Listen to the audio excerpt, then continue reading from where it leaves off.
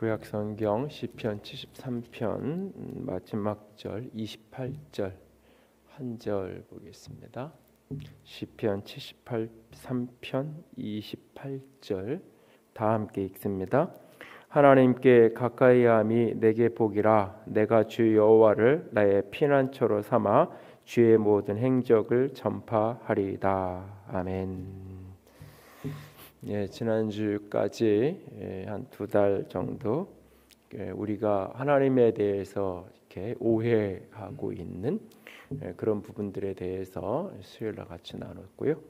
오늘부터 또 한 2달 정도 시간 동안은 우리가 교회 안에서 신앙적으로 쓰여지는 신앙의 언어, 신앙적인 표현들 익숙하게 어디서 그런 말을 배웠는지 모르게 하여튼간 쓰는 말들 중에서 그 정확한 개념들을 그게 뭐 이렇게 전혀 틀리거나 이렇게 진리가 전혀 담겨져 있지 않은 말은 아니지만 부족한 무엇인가가 약간 이렇게 뒤틀려 있는, 사실 거짓말이라는 게 처음부터 끝까지 다 거짓말이 아니잖아요. 어느 정도까지는 다 맞는 말인데 어떤 부분에서 이렇게 뒤틀려져 있는, 그러면 그게 결국 거짓말이 돼버리잖아요. 때로 우리가 신앙 안에서 그리스도인들이 신앙생활하면서 갖고 있는 개념들, 신앙은 이런 거야 라고 이해하고 생각하는 개념들 중에서 우리가 조금 부족한 이해가 있는 부분들을 이 시간에 조금 더 같이 나눠 가려고 합니다. 시간들이 짧게 나눠야 돼서 각각의 토픽들을 좀 이렇게 충분히 나누지 못하겠지만 기본적으로 이렇게 나누는 것들을 염두에 두시고 한 번쯤 더 생각을 하시고 성경을 보거나 할 때도 염두에 두면서 좀 생각하셨으면 좋겠습니다. 오늘 그 첫 번째로 생각하기 원하는 것은 예수 믿으면 복 받는다 하는 이야기에 대한 것입니다. 예수 믿어서 우리 아들이 잘 됐어. 예수 믿어서 이번에 내가 승진해서, 예수 믿어서 내가 이번에 아파트 당첨돼서 내가 이만큼 부자가 됐어. 예수 믿어서 나는 이렇게 됐어 라고 누군가는 이야기를 합니다. 그런데 그 말을 듣는 누군가는 나도 예수 믿었는데, 나도 열심히 나름 신앙생활 했는데 나는 때로는 그와 같지 못한 그런 어떤 딜레마와 갈등 속에 빠져 살아가게 되는 것을 종종 보게 됩니다. 제가 몇 번 이야기를 드린 기억도 있는 것 같은데, 이제 제가 어렸을 때는 기도원 운동을 많이 했고, 그래서 이제 교인들이 기도원, 여름과 겨울, 지금은 수련회를 가고 캠핑을 가지만 주로 이제 기도원을 그렇게 다녔고, 교회에서는 부흥회를 1년에 몇 차례씩 봄 가을로 부흥회를 하고 이랬던 기억들이 있는데, 포천에 가면 이제 지금도 이제 이렇게 운영은 하는데, 이제 한월산 기도원이라는 곳이 있는데 거기에 이제 돌아가신 고 이청선 목사님이 이제 저 고대 앞에 있는 성복중앙교회 이제 초대 담임 목사님이기도 하는데, 이청선 목사님이 이제 그 교회도 하시고 이제 그 이제 부흥회를 이제 많이 하셨고, 그러면서 이제 그 한월산 기도원에서 집회들도 굉장히 많이 하고 그랬던 기억이 있어요. 그때 이제 그 기도원 건물이 이렇게 이 산 위에, 중턱 위에, 한참 위에 산에 있어요. 그래서 그거를 이제 내려서 이제 밑에서 버스로 이렇게 가서 올라가려면 한참을 이제 산을 이렇게 걸어서 올라가야 되는.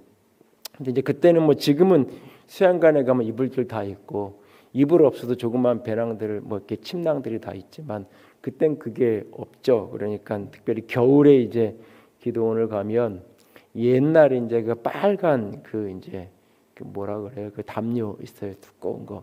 그거를 이제 이 하나씩 들고 메고 이제 가서 이제 기도원에서 일주일씩 있다가 내려오고, 그러니까 어른들이 이렇게 가면 따라서 가고 그랬던 기억이 있는데, 그때 이제 제일 부러운 것 중에 하나가 그때 이제 아마 봉고가 거의 막 나왔을 때예요.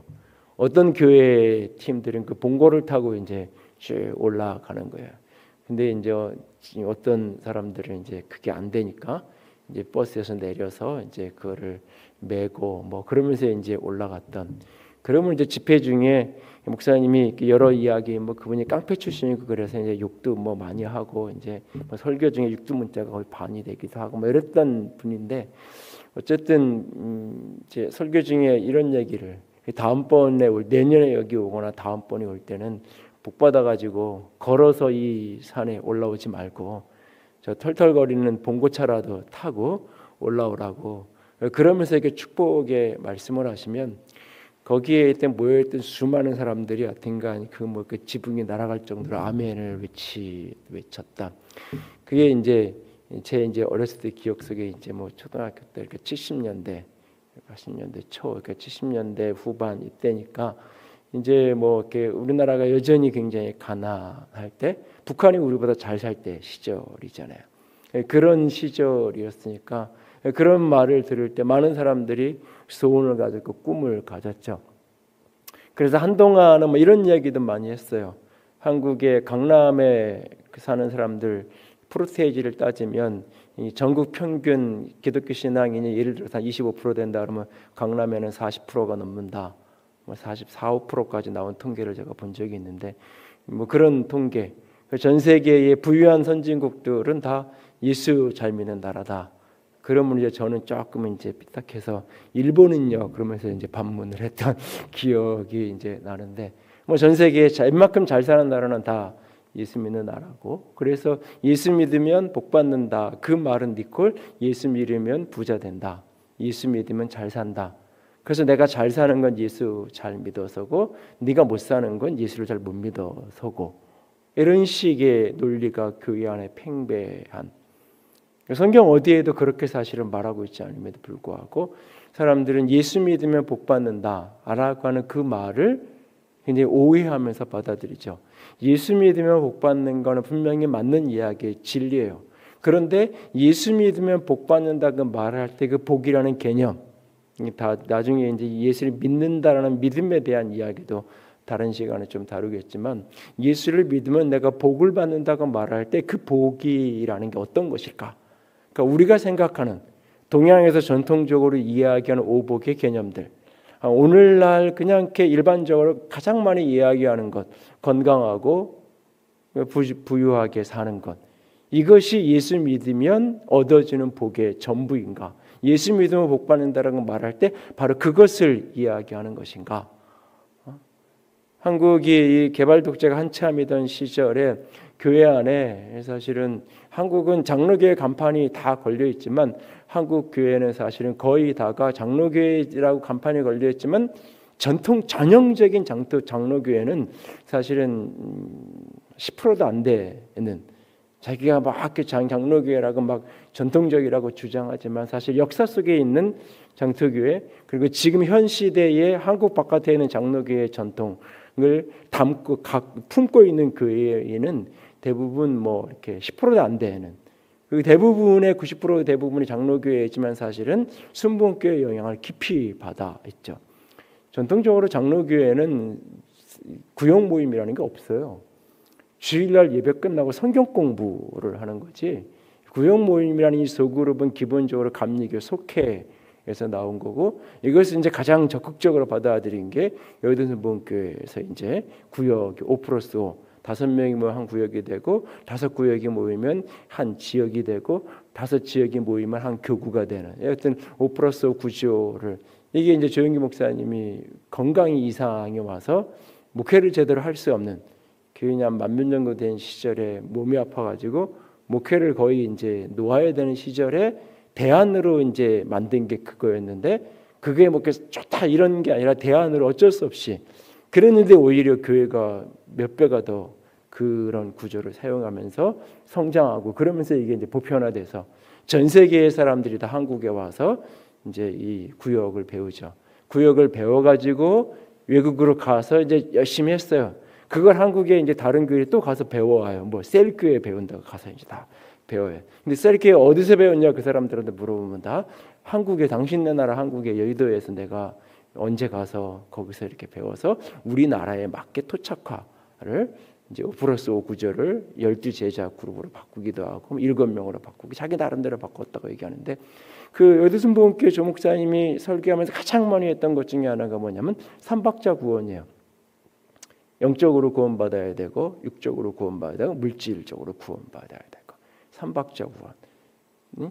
그래서 결국은 영권, 인권, 물권 이런 것들이 예수 믿으면 주어진다. 이런 말들을 습관적으로 많은 사람들이 했어요. 영적인 권세, 물질적인 권세, 인권, 사람의 복, 건강하고 장수하는. 대표적으로 인용되는 게 요한일서, 요한 3서 2절에 내 영이 잘된 것처럼 내가 범사가 잘되고 강건하기를 원한다. 그 말은 약속의 문장이 아니라 기도문이에요. 누군가를 내가 축복하면서 당신이 이렇게 됐으면 좋겠어 라고 하는 복을 빌어주는 기도문인데 그걸 사실, 그러니까 명제, 약속의 말씀으로 이렇게 바꿔놓은 거죠. 기도문이니까 내가 그렇게 기도할 수 있고 소원을 빌 수 있고 그렇게 됐으면 좋겠다라고 말할 수 있어요. 그런데 예수 믿으면, 영이 잘 되면, 영혼만 잘 되면, 예수만 똑바로 믿으면 물질적인 것은 당연히 따라오고 건강도 당연히 따라와라고 그 본문을 해석하는 거는 사실 본문을 잘못 해석하는, 본문을 전혀 오해하고 해석을 하는 거죠. 그러나 어쨌든 뭐 오해를 했든지 사람들에겐 그게 굉장히 좋은, 너무너무나 매력적인, 그래서 예수 믿어서 영적으로 내가 예수만 이렇게 잘 되면, 영혼만 잘 되면 물질적인 것, 건강 당연히 따라온다라고 생각을 했죠. 이제 수년 전에 이제 조 목사님이 한 자리에서 자기는 사실은 물질적인 것, 뭐 목회적인 건 다 어쩌면 성공했는지 모르지만 관계적인 부분은 평생 숙제, 자식하고 동생하고 늘 싸웠고 처남하고 척지고 살아야 됐고 나중에는 장모님하고도 척지고 자식들은 이혼하고 싸우고 뭐 이런 일들. 그러니까 교회적으로는 자기가 참 많이 성공을 했고 물질적으로도 많이 누렸지만 개인적으로 가정사로 가면 너무너무나 사실 고통스러운, 그거를 이제 뭐 십자가로 알고 살지만, 그러니까 뭐 지난 주간에 이제 그 사모님 되시는 김성희 총장이 지난주에 소천하셨는데 이제 그런 개인의 고통 우리 이제 한 자리에서 이렇게 이야기하신 걸, 은퇴하신 이후에 하신 걸 들은 기억이 나는데, 사실은 예수 믿으면 모든 게 잘 된다라고 만사형통이라고 우리는 생각하는데 진짜 예수 믿으면 복 받는다는 의미가 그런 의미인지, 예수 믿으면 사업이 잘 돼야 되는 거고, 예수 믿으면 건강해야 되는 거고, 예수 믿으면 자녀들이 반드시 성공해야 되는 건가? 그것이 예수 믿는 복인가? 성경이 하나님이 약속하신 복의 전부인가? 본질인가? 라고 하는 질문이에요. 근데 우리는 그것이 본질인 양, 그것이 전부인 양 생각을 하고 있죠. 예수 믿는 누군가에게 전도할 때 그런 식의 개념으로 전도를 하기도 하고 그런 식으로 간증을 하기도 하고, 근데 그런 일들이 벌어지지 않는다고 끊임없이 신앙의 회의를 갖기도 하고 그러죠. 예수 믿으면 복 받는다. 이게 어떤 의미인지 오늘 시편 73편 사실은 전체 본문인데 마지막 28절만 읽었지만 시편 73편 앞부분을 좀 가보세요. 73편을 좀 펴놓고 73편 전체를 조금 이렇게 읽어가면서 정리를 좀 했으면 좋겠는데 1절을 먼저 보시면 하나님이 참으로 이스라엘 중에 마음이 정결한 자에게 선을 행하시나.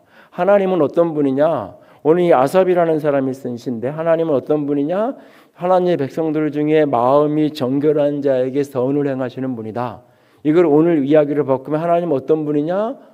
예수님 잘 믿는 사람, 하나님 앞에 신실하게 살아가는 사람들에게 선을 행하는, 하나님 앞에 신실하게 사는 사람들에게 복을 주시는 그런 하나님이다. 내가 알고 있는 하나님은, 내가 아는 하나님은 하나님 앞에 신실하면, 하나님 앞에 바르게 살면, 하나님 앞에 믿음으로 예수 믿고 하나님 잘 믿고 살면 하나님이 선으로 우리에게 행해 주시는, 하나님이 우리에게 복 주시는 그런 하나님이다 라고 그렇게 나는 알고 있고 내 하나님은 그런 하나님이다. 그런데 2절에 나는 거의 넘어질 뻔하였고 나의 걸음이 미끄러질 뻔했다. 내가 이렇게 실족할 뻔한 위기를 만났어요. 왜냐하면 3절에 이는 내가 악인의 형통을 보고 오만한 자를 질투하였음이라. 여기 질투했던데 부러워하는, 이게 마치 이렇게 여러분이 그 이제 뭐 어디 가다가 너무 이렇게 멋있는 게 이렇게 있고 너무 좋은 게 있어서 이렇게 그거 이렇게 보다가 가다가 길을 뭐 앞에 뭐 이렇게 구덩이가 있든지 물이 고여 있는 게 있는데 뭐 이렇게 한눈 팔다가 저거 보다가 그걸 뭐 잘 못 봐가지고 거기에 빠지든지 미끄러지든지 뭐 그런 장면처럼 오늘 이 사람이 이렇게 악인이 형통하는 거, 악인이 잘 되는 거, 오만한 자가 잘 되는 거, 그게 너무 부러워가지고 예수 안 믿는데도 불구하고 건강하고 예수 안 믿는데도 불구하고 부유하게 사는 그 모습을 보면서 부러워가지고 그냥 자기도 모르게 미끄러지는, 실족하는, 가다가 쓰러질 뻔한 그런 경험을, 내가 거의 넘어질 뻔했고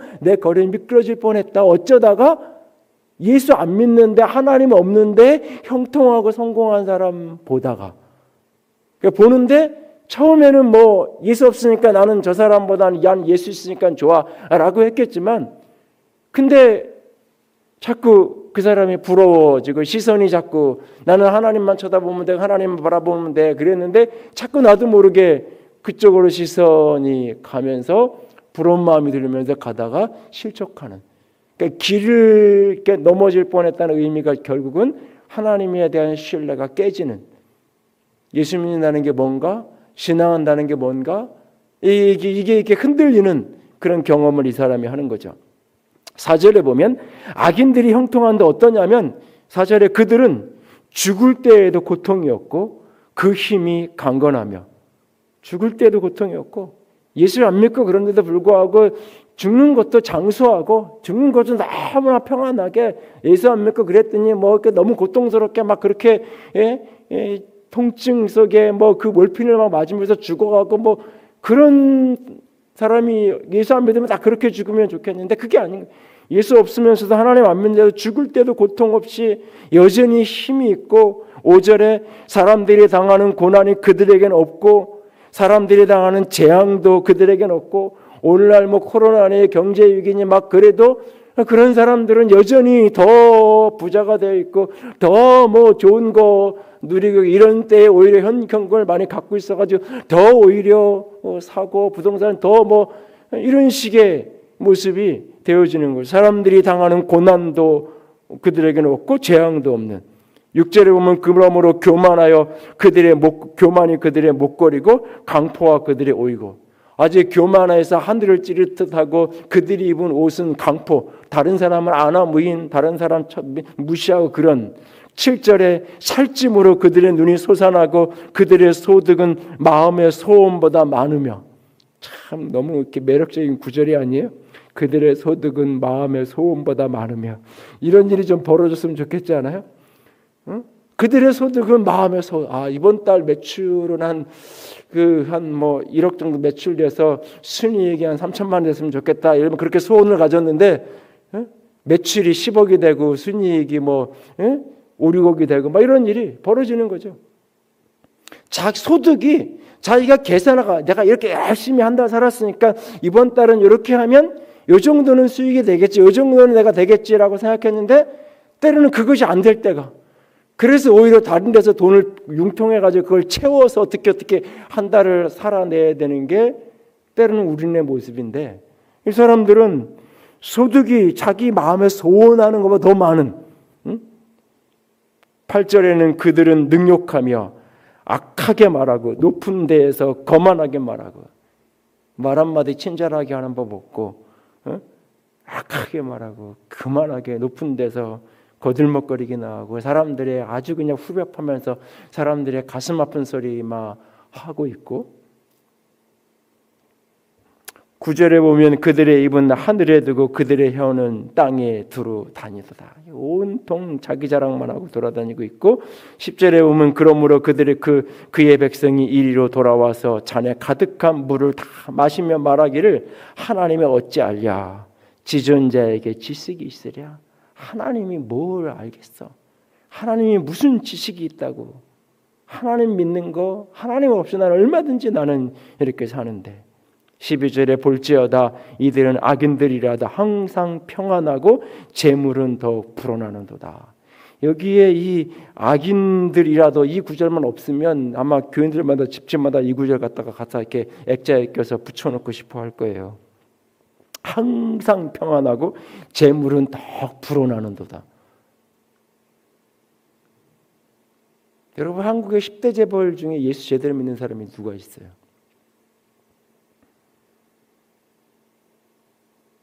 예수 제대로 믿는 사람이 누가 있냐? 제가 알기로는 10대 재벌 회장 중에 일주일에 한 번, 한 달에 한 번이라도 예배를 정기적으로 가는 사람 한 명 내가 있는 걸로 알고. 세계적인 거부들 중에 제대로 신앙생활하는 사람 누가 있어요? 뭐 도널드 트럼프가 뭐 이렇게 믿음 생활하고 뭐 그런 얘기 뭐 해서 많은 사람들이 목회자들이 기도하고 그러지만 사실 주일날 예배 한 번 안 가는 사람인데 주일날마다 골프 치러 다니는 사람이고 술은 안 먹죠. 그래서 뭐 술 안 먹으니까 한국에 와서 뭐 정상회담 막 그럴 때도 샴페인으로 건배하지 않고 콜라로 건배하고 뭐 그런 사람이에요. 그러나 수 없는 여자들을 젊은 여자들 스캔들이 뭐 말할 수 없이 스캔들이 뭐 한두 건이 아닌 사람이잖아요. 과연 제대로 예수 믿는 사람일까요? 그런데 너무너무 여의도에 가면 트럼프 빌딩이 트럼프 타워가 있잖아요. 전 세계에 뭐 그렇게 살면서도 백악관보다 더 넓은 플로리다의 자기 골프장 별장은 백악관보다 더 좋은 시설에 넓은 곳이잖아요. 재물이 더욱 불어나는 13절에 내가 내 마음에 깨끗하게 하며 내 손을 씻어 무죄하다 한 것이 실로 헛되도다. 그런 사람들을 보면서 마음에 나는 깨끗하게 살았어. 내 손에 씻어 나는 무죄. 나는 참 정직하게 살았어. 이게 너무 헛되게 여겨지는. 열심히 나는 컨닝 안 하고 나는 참 열심히 공부해가지고 나는 최소한데 나는 속이지 않고 내가 하는 건 열심히 했는데 오히려 컨닝하고 적당히 교수님에게 찾아가서 뭐 이것저것 하고 그런 친구들은 덜커덕 박사과정 합격하고 뭐 전문의 되고 그 길이 확확 열리는데 나는 진짜 열심히 했는데 아무도 알아주지 않고 오히려 저 뒤에 가서 어디 가서 다른 데 찾아봐야 되고 그럴 때 내가 정직하게 산 거 내가 깨끗하게 살려고 애쓰는 게 도대체 무슨 의미가 이게 헛된 게 아닌가. 그러면서 14절에 나는 종일 재난을 당하며 아침마다 징벌을 받았도다. 나는 종일 재난당하고 아침마다 징벌을 받았다. 이거 우리말 성경에서는 이것은 나는 종일 몸이 아파서 앓았고 나는 너무너무 버거웠다라고. 누구는 죽으면서까지도 저렇게 펄펄하게 죽는데 나는 아직 젊은 나이에도 불구하고 내 몸 하나 가눌 수 없어가지고 아침에 일어나는 것조차 힘들고 아침이 되면 손 마디마디가 쑤시고 힘들어서 일어나서 뭔가 밥 한 끼 밥상 하나 차리는 것도 버거워서 나는 못하는 그런 어떤 연약함, 종일 재난을 당하고 징벌을 당하는. 15절에 내가 만일 스스로 말하기를 내가 그들처럼 말해라 하였더라면 나는 주의 아들들의 세대에 대하여 악행을 행하였으리라. 내가 그들처럼 나도 하겠다라고 했으면 나도 결국은 내 믿음을 배신하고 살았어야 했을 거다. 그러니까 오늘 이 시인이 너무너무나 아삽이 고통스러운 거예요. 그러니까 내가 아는 하나님은 선하고 하나님 앞에 신실하게 살면 하나님이 선으로 갚아주시는, 하나님을 신실하게 믿으면 하나님이 복 주시는 분. 근데 이쪽에 하나님 안 믿는 사람, 하나님 없는 사람, 악하고 교만하고 그런 사람의 삶은 세상 남부럽지 않은 너무나 부유하고 건강하고 손대는 것마다 대박이 터지고 나는 어떻게 기도하고 해서 해도 일이 사업이 안 되고 꼬이고 너무나 힘든데 누구는 그냥 아무 생각 없이 저지르는 것 같은데도 불구하고 그렇게 나는 뭐 하나 하는데도 그 서류 하나하나 꼼꼼하게 제대로 해가지고 하려고 그렇게 애를 쓰는데 누구는 그냥 건성건성 해가지고 가서 이렇게 밥 한 번 사주고 술 한 번 사주고 주머니에 돈 좀 넣어주면 허가증도 안 나온다 그러는 거 3일 만에 나오고 나는 한 3개월이 걸려도 안 나오고 때로는 그런 일이 벌어질 때 너무너무나 힘든 거죠. 부럽고 나는 버거운 그런 지경에 이 사람이 지금 서 있는 거예요. 그래서 나도 이 삶이 헛된 것 같은 16절 보면 내가 어쩌면 이를 알까? 이걸 어떻게 설명해야 될까? 어떻게 이 딜레마 같은 이 모순과 같은 현실을 이해해야 될까? 생각한즉 그것이 내게 심한 고통이 되었더니 무슨 얘기냐면 인간의 이성으로 아무리 이걸 풀려고 해도 풀어지지 않는다라는 거예요. 풀어지지 않는다는 거예요. 사람들이 얘기하잖아요. 권선징악이라고요. 선한 게 이기고 악한 게 벌 받는다고 얘기하잖아요. 근데 여러분 현실에서 진짜 그게 맞아요? 현실에서 대부분 그거는 약한 사람이 자기 위로를 하는 말이지 사실 현실에서 그게 맞냐고. 현실에서 그게 맞는 경우가 어쩌다 한 번 그런 사람이 있어서 그래 악한 짓 하면 저렇게 되지 라고 말하지, 그 시간에 더 많은 사람들은 악함에도 불구하고 나름 성공한 삶을 살아가잖아요. 이걸 풀려고 자기 지혜를 이성으로 이걸 해결해 보려고 하는데 도저히 해결이 안 돼. 그래서 너무 고통스러운 거예요, 마음이. 그렇다고 이걸 팽개치고 그냥 세상으로 가서 저렇게 살 수도 없고, 그렇다고 이 자리에 이렇게 살자니 이게 이해도 안 되고 너무너무 이 사람이 고통스러운 거죠. 그런데 이것이 해결되는 지점을 만나요. 그게 17절. 하나님의 성소에 들어갈 때야 그들의 종말을 내가 깨달았나이다. 하나님의 성소에 들어가서야 이 자신의 딜레마 같은 이 의문이 풀려지게 되는 거예요. 하나님의 성소에 들어갔을 때. 다른 말로 얘기하면 하나님의 임재 속에 들어가서 내가 그것을 알게 됐다는 거예요. 다른 말로 이야기하면 하나님의 임재 속에 들어갔다, 하나님의 성소 속에 들어갔다라는 말은, 이걸 자꾸 어떤 영성사역하고 이런 분들은 자꾸 이걸 감각적인 어떤 걸로 자꾸 이해를 해요. 어떤 게 느낌과 어떤 육체적인 어떤 체험을 이야기하는 걸로 말해요. 어떤 그런 차원이 분명히 있어요. 느낌과 어떤 육체적인 어떤 신비적 체험의 차원이 분명히 있는 건 맞아요. 그러나 본질은 그게 아니에요. 본질은 결국은 하나님의 임재 속에 선다는 것은 하나님의 시선을 갖게 되는 거예요. 하나님을 만나고 하나님의 임재를 경험하면 하나님의 생각, 하나님의 마음이 내 마음이 되는 거예요.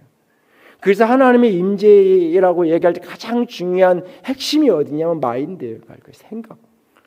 하나님의 성소에 그 의문을 가지고 하나님의 성소에 들어갔는데 어떤 신비 체험을 해서 몰핀 주사 맞아가지고 뭐 마약 주사 맞아가지고 막 그냥 이렇게 정신없이 좋아하는 어떤 그런 황홀경을 조금 경험하는 것처럼 와 너무 좋다. 그런 어떤 신비 체험, 황홀경의 어떤 체험 한 번을 했다는 의미가 아니에요. 많은 분들이 어떤 특별한 집회를 가거나 기도원 가거나 막 그래서 막 특별한 은혜를 받으면 이제 세상 다 내 것 같고 세상 다 이제 걱정 아무것도 없는 것 같죠. 근데 집에 딱 들어오는 순간 현실은 여전히 애를 하나님이 다 책임져 준다. 그러니까 하나님이 이제는 더 이상 걱정 안 해도 되고 이제 탄탄대로 우리 아들 인생이 열릴 거야. 그렇게 응답받고 왔지만 집에 문을 딱 여는 순간 애는 널브러져 자고 있고 방은 엉망이고 온 집안은 그냥 본인이 없다가 며칠째 청소도 안 해서 완전히 돼지우리처럼 만들어놨고, 그게 현실이잖아요. 그 어떤 신비 체험을 하고 황홀경을 체험한다고 해서 현실에 왔을 때 그 모든 것들이 전혀 아무런 문제가 되지 않나요? 아니에요. 그 신비 체험과 모든 황홀경의 체험은 다 부수적인 거예요. 본질은 그 속에서 하나님의 마음을 만나는 거예요. 하나님의 생각이 내 생각으로 치환되는 거예요. 나의 삶의 현실을 내 생각, 내 관점으로 해석하는 게 아니라 하나님의 관점으로 해석하는 눈이 열려지기 시작하는 거예요. 여전히 예수 믿으면 복 받는다는 것을 육적인 복으로 이해하는 사람, 그 사람은 여전히 하나님에 대한 이 생각이 전환이 찾아오지 않은 사람인 거예요. 예수를 믿지만 예수를 믿지 못하는 사람이에요. 사실은 하나님을 본인은 만났다고 하지만 하나님을 만나지 못한 사람이에요. 하나님의 생각으로 내 생각으로 치환되어 있지 않았기 때문에 오늘 이 시인이 아삽이 깊은 시름 속에 이 딜레마가 해결되지 않았는데 현실이 달라진 게 아니에요. 현실은 여전해요. 근데 그가 하나님의 성소에 들어갔더니 하나님의 시선, 저 하늘의 시선, 내가 보는 시선 너머에 있는 시선을 보기 시작하는 거예요. 내가 보기에 너무 부러운 사람이었는데 하나님은 그게 아니라고 말하는 거예요. 저 사람을 위한 하나님의 심판이 잠시 유보되어 있을 뿐이에요. 18절에 주께서 참으로 그들을 미끄러운 곳에 두시며 파멸에 던지시니, 나는 너무 부러워했는데 저 사람들은 지금 낭떠러지 앞에 서 있는 거였어요. 그들이 어찌하여 그리 갑자기 황폐하게 되었는가. 놀란 정도로 그들은 진멸하였나이다. 주여, 사람이 깬 후에 꿈을 무시함같이 주께서 깨신 후에 그들의 형상을 멸시하시리이다. 여러분, 꿈속에서 내가 어떤 영광을 경험하고 꿈속에서 내가 고대강실의 주인이 돼서 살았다 할지라도 깨고 나면 아무것도 아니잖아요. 이 세상에서 축복받았다고 얘기하고, 이 세상에서 복받았다고 이야기하고, 이 세상에서 잘 먹고 잘 살았다고 얘기하는 그 모든 것, 깨고 나면 아무것도 아닌, 깨고 나면 아무것도 아닌, 아무것도 아닌, 잠에서 딱 깨고 나면 아무것도 아닌,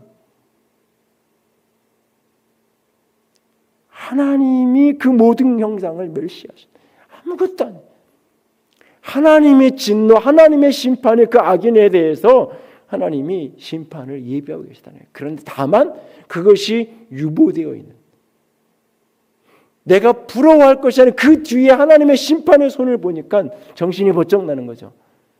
내가 부러워했는데 그 끝이 어떤 것인지가 딱 눈에 들어오면서 정신이 번쩍 나는 거예요.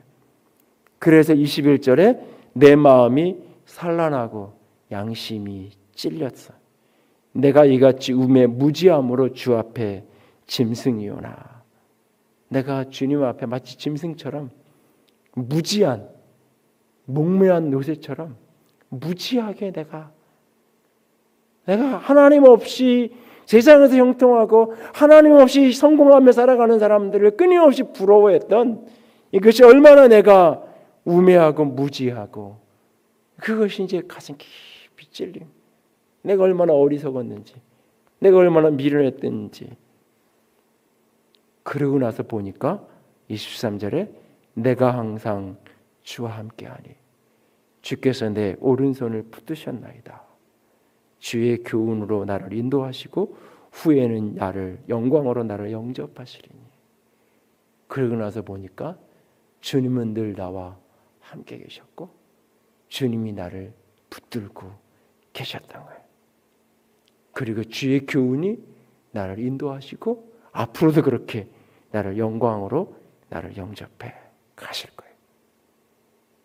그게 깨달아지고 나니까 입에서 이런 말이 터져요. 25절에 하늘에서는 주 외에 누가 내게 있으리요, 땅에서는 주밖에 내가 사모할 리 없나이다. 26절 내 육체와 마음이 쇠약하나 하나님은 내 마음의 반석이시요 영원한 분깃이시라. 내 육체와 마음은 여전히 쇠약하지만 하나님은 나의 마음의 반석이시요 영원한 분깃. 여기 분깃이라는 말이 이게 무슨 얘기예요? 몫이라고 해요. 이렇게 전리품도 나누잖아요. 전쟁에 나가서 열심히 이렇게 공을 세우면 이건 내 몫이야, 이게 내 몫이야. 자기 몫을 챙기잖아요. 하나님이 내 몫을 챙겨주시는. 근데 내 몫이 누가 내 몫이에요? 하나님이 나의 몫이 된다. 하나님이 나의 몫이 된다. 예수 믿으면 복 받는다라는 말은 예수 믿으면 하나님이 내 몫이 된다는 거예요. 하나님이 내 하나님이 된다는 거예요. 내 하나님. 그래서 하나님의 나를 붙들으시고 하나님과 함께 살아가는 삶에 그 행복과 기쁨 속에 인생을 살아가기 시작한다는 거예요. 그래서 27절에 주를 멀리하는 자는 망하리니 음녀같이 주를 떠난 자를 주께서 다 멸하시리라. 28절에 여호와 하나님께 가까이함이 내게 복이라. 내가 주 여호와를 나의 피난처로 삼아 주의 모든 행적을 전파하겠다. 여호와를 가까이하는 것, 하나님을 가까이하는 것이 내게 복이다. 하나님이 나의 분깃이 되고 하나님이 나의 복이 되었다고 말하고 있는 겁니다. 청년들에게 가끔 그런 얘기를 기회가 있을 때마다 하는데, 결혼 생활이 성공하려면 가장 기본적인 결혼하기 전에 출발선에서 그걸 물어야 돼요. 저 사람의 무엇 때문에 내가 저 사람하고 결혼을 하려고 저 사람 하면은 그것이 결국은 실패가 될 가능성이 많아요. 재혼이 특별히 중년 이후의 재혼이 성공 확률이 극히 떨어지는 가장 중요한 이유가 뭐냐면 조건을 과거보다 훨씬 더 많이 보기 때문에 그래요. 초혼일 때는 그래도 조건을 덜 봐요. 근데 재혼은 훨씬 더 조건을 더 많이 고려하게 돼 있어요. 그래서 그 조건이 충족되지 않으면 내가 이 사람과 계속 이 결혼 관계를 유지할 이유가 없는 거예요. 내가 저 사람하고 결혼을 하려고 하는 이유는 저 사람하고 같이 있으면 내가 많은 도움을 받을 것 같아. 내가 저 사람하고 결혼을 하면 저 사람 먹고 사는데 걱정 없을 것 같아.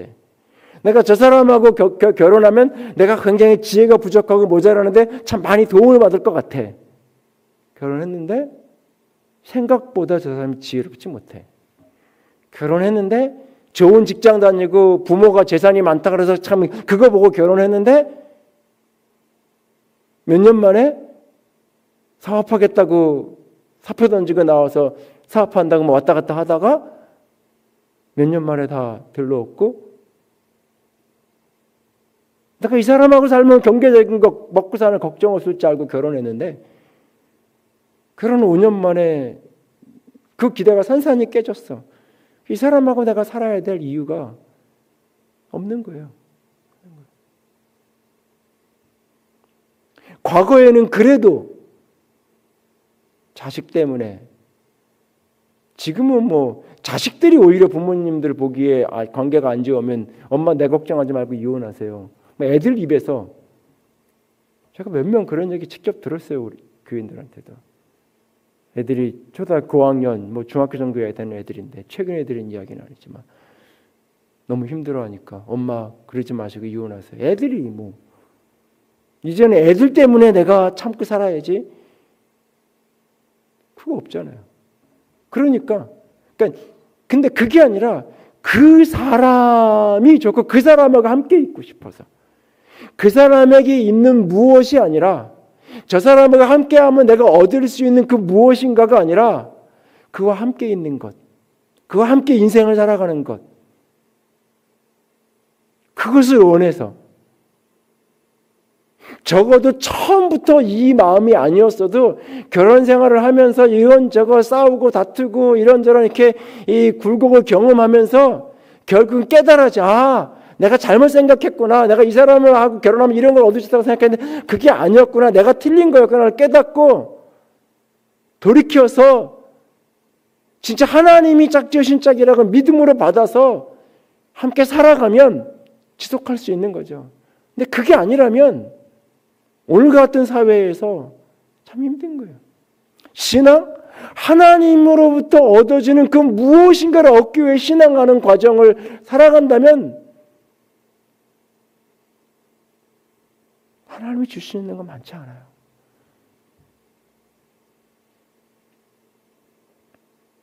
그래서 누군가가 때로는 믿지 않는 남편이 부인이 하나님이 축복하셔가지고 우리 이렇게 잘 된다고 얘기하면 남편이 어느 날은 그래 네가 뭐 교회 열심히 다니니까 말은 그렇게 하지만 때로는 속으로는 열받아가지고 내가 어떻게 세상에서 자존심 굽혀가면서 사업하고 일하고 열심히 해가지고 먹여 살는데 나한테는 고맙다고 말 한마디 안 하고 저렇게 교회만 저런다고 그 사람 입장에서는 자기가 열심히 벌었고 자기는 가서 돈 하나 번 거 아니고 열심히 벌어다 주면 갖다 쓰고 그러고도 맨날 하는 말이 하나님이 우리 가정을 복주셔서 얘기한다고.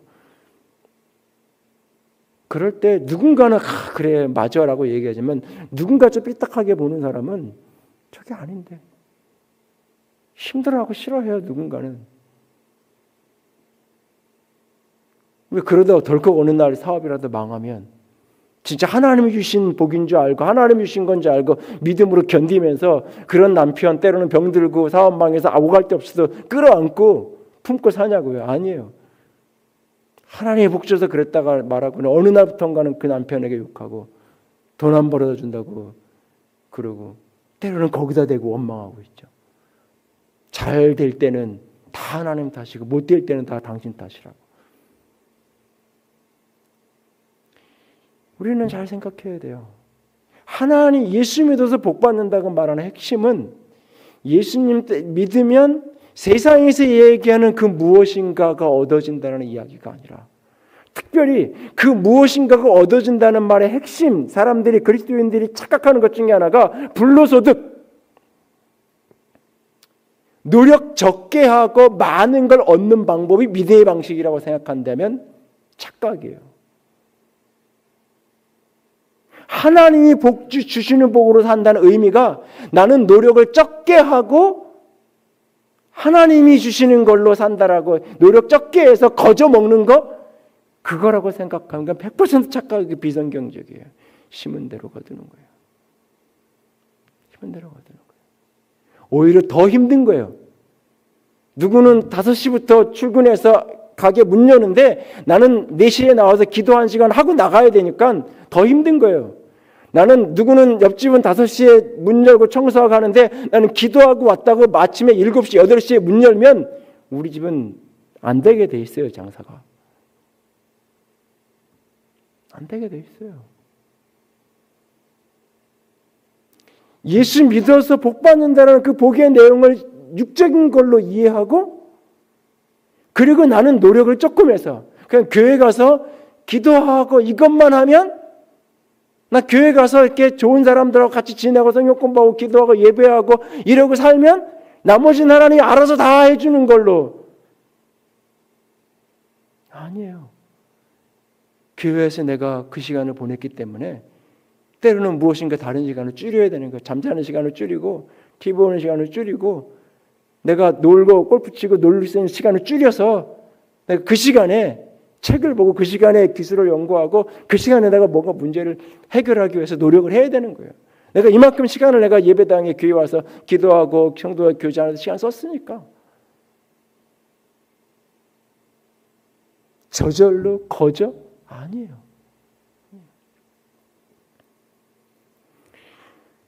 예수 믿는 자의 복의 핵심은 하나님이 내 몫이 되는 거예요. 내 몫이 되는 거예요. 하나님이 내 몫이 되고 나면 크게 두 가지 일이 벌어져요. 세상의 모든 것이 하찮아 보여져요. 세상의 모든 것이 작아져요. 세상의 부와 명예와 성공과 권세가 작아지기 시작해요. 하나님이 내 몫이 되기 시작하면 하나님이 내 몫이 되면 자식 때문에 목매지 않아요. 하나님이 내 몫이 되면 집 때문에 목매지 않아요. 열심히 살아고 수고하고 노력해서 내 노력한 결과로 주어진 결과로 집을 얻고 집 늘려가고 열심히 내 몫으로 허락되어진 내게 키워야 될 자녀들 열심히 양육하고 키워가고 그 아이들이 말씀은 잘 되게끔 뒷바라지 해야 되겠죠. 그러나 거기에 대해 인생을 걸지 않아요. 그리고 그것의 그 작은 거에 일희일비하지 않아요. 작은 거예요. 지금 당장 성공해서 내일 불효자가 되잖아요. 그렇게 부모 자랑이었던 사람이 나이 40대 돼서 부모 쳐다보지 않잖아요. 근데 평생 부모에게 속끓이고 망나니 같은 살던 아들이 50 넘어 어머니, 홀어머니 모시고 살고 뒷바라지 다 하기도 하고 때로 그러잖아요. 어제는 효자였던 아들이 오늘은 불효자가 되기도 하고 어제는 그렇게 속썩이던 아들이 오늘은 평생의 내 삶을 책임져주는 효자가 되기도 하고 모르는 거예요. 그걸. 일희일비하지 않아요. 하나님이 내 몫이 됐기 때문에 너무나 큰 걸 가졌기 때문에 작은 거 때로는 살다가 병들 수 있고 더 커서 어디가 아프다고 와도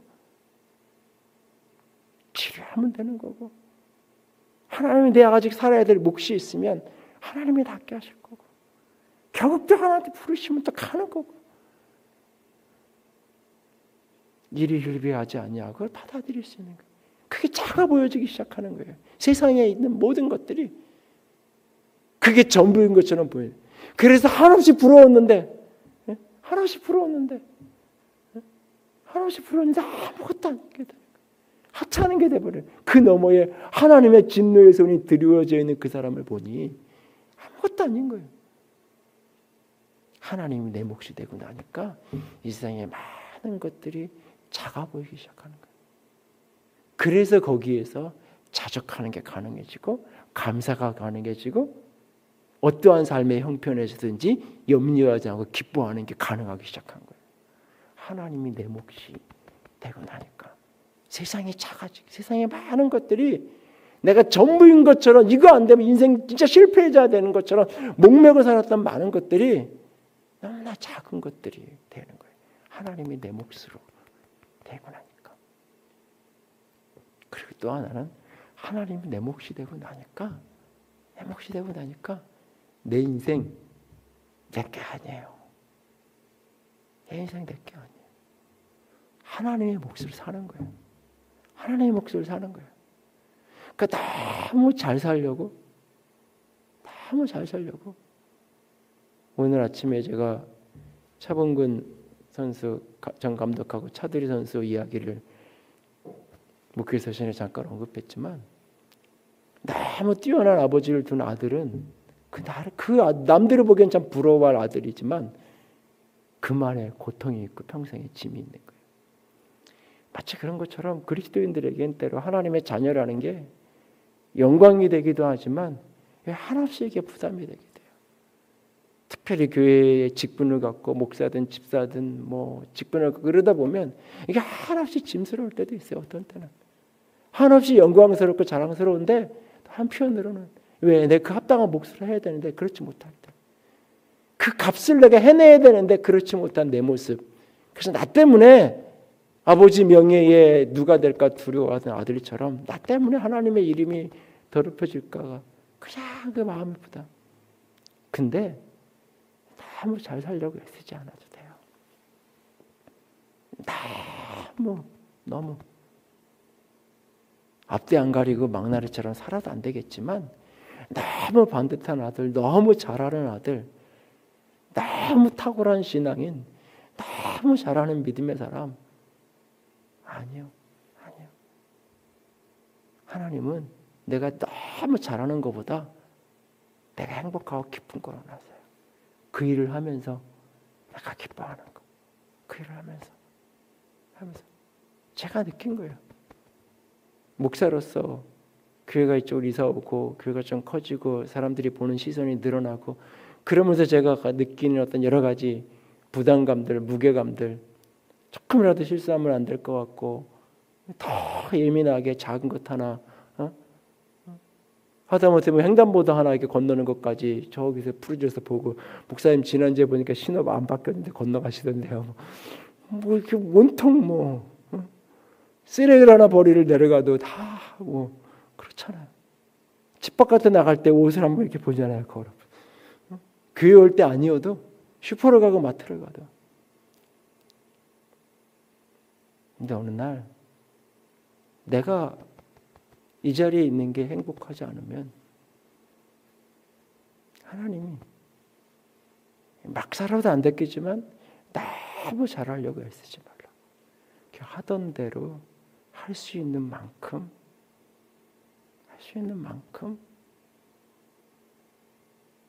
버겁지 않을 만큼 하면 된다고. 하나님이 내 몫이 되고 나면 너무 성공하려고 너무 바로 잘하려고 하나님이 우리를 이끌어 가시고 하나님이 붙들어 주시고 그분이 책임져 주실 거예요. 그분이 이끌어 갈 거예요. 너무 사람들 보기에 내가 성공해야 되고 형제들 보기에 나 하나 믿는 아들인데 우리 집이 잘 돼야 그래도 다른 형제들 전도도 할 수 있는데 아니요. 너무 그런 부담감 갖지 마요. 하나님의 내 몫이면 족한 거예요. 하나님의 영광 받으시기 원하면 하나님이 하실 거예요. 내가 막 안 되는 거 억지로 하려고 애쓴다고 되는 거 아니니까. 하나님이 내 몫이 됐으니까 세상에 많은 것들 내가 이전에 다 놓지 못하고 붙든 것들 놓고 자유하시고 작게 하찮게 그리고 내 인생 너무 잘 살려고 너무 반듯하게 누군가 보기에 본이 되려고 너무 꼭 성공한 사람이라서 내가 예수 믿어 성공한 사람 누군가에게 내가 보여줘야 돼. 아니요. 그럴 필요 없어요. 그저 하나님이 내 몫이면 족한 거예요. 하나님이 내 몫이면. 오늘 내 선자리에서 예수 믿는 자의 복 핵심은 하나님이 내 복이 된 거예요. 하나님이 내 하나님이 된 거예요. 하나님이 나의 몫이 된 거예요. 그래서 하나님을 가까이 하는 게 복이다 라고 간증할 수 있는 사람이 된 거예요. 이 고백이 우리의 고백으로 살아있는 저와 여러분이 될 수 있기를 주님의 이름으로 부탁을 드립니다. 기도합시다. 시간이 좀 많이 갔는데 우리 같이 그냥 기도합시다. 바로 오늘 말씀을 가슴에 품고 기도합시다. 혹 여러분 중에 예수 믿으면 복 받는다는 말을 오해하고 있었던, 내 식으로 내가 원하는 그 어떤 것을 얻는, 내가 갖고 싶은 것을 얻기 위해서 하나님을 찾았던 그렇게 오해한 것이 있었다면 이 시간 그 생각이 교정되기 원합니다. 그리고 하나님이 내 몫으로 받아지는 은혜가 있기 원합니다. 하나님이 내 몫으로 품어져서 하나님의 시선으로, 하나님의 비전으로 온 세계를 바라보기 시작하면서 내가 붙들고 있던 것, 집착하던 모든 것들에서 자유로워지고 오늘 자기 몫의 삶을 하루하루 편안함 가운데, 자유함 가운데 살아가게 될 수 있기 원합니다. 같이 기도합시다. 사랑의 하나님, 영광의 하나님, 주님, 우리를 붙들어 주시옵소서. 주님, 나의 마음과 나의 영이 오직 주님만을 바라보기 원합니다. 아버지, 오늘도 아버지 하나님 한없이 부족하고 한없이 작은 자입니다. 아버지, 우리를 붙들어 주시옵소서. 아버지, 내 생각이 교정되어지기 원합니다.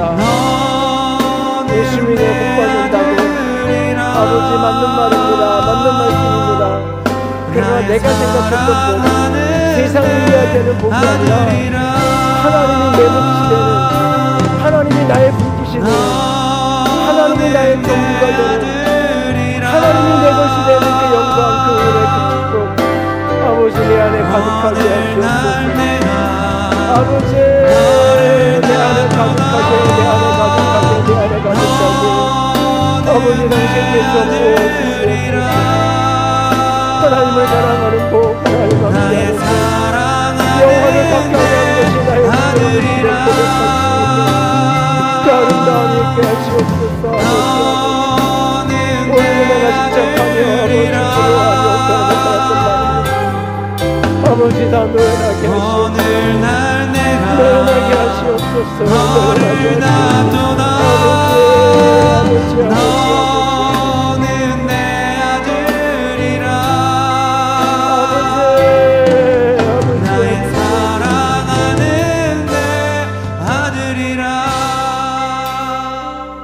주님 사랑합니다. 주의 이름으로 축복합니다.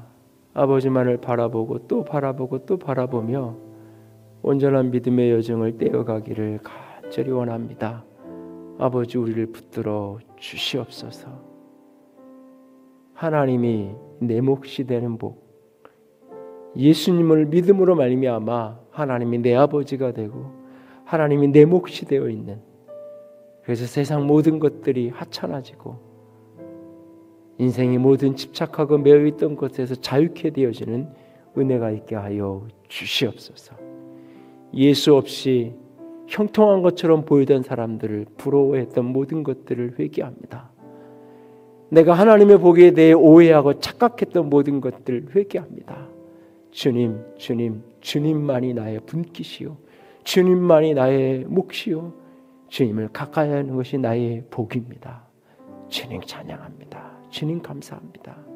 우리 주님 예수님 이름으로 기도드렸습니다. 아멘. 이제는 우리 주 예수 그리스도의 은혜와 하나님 아버지의 놀라우신 사랑하심과 성령 하나님의 교통하심과 기름 부으심의 그 은혜가 오늘도 예수 믿으며 복받는, 하나님이 내 몫이 되어주는 그 복을 누리며 살아가기로 작정하는 모든 이들 위해 이제로부터 영원토록 함께 있을지어다. 아멘.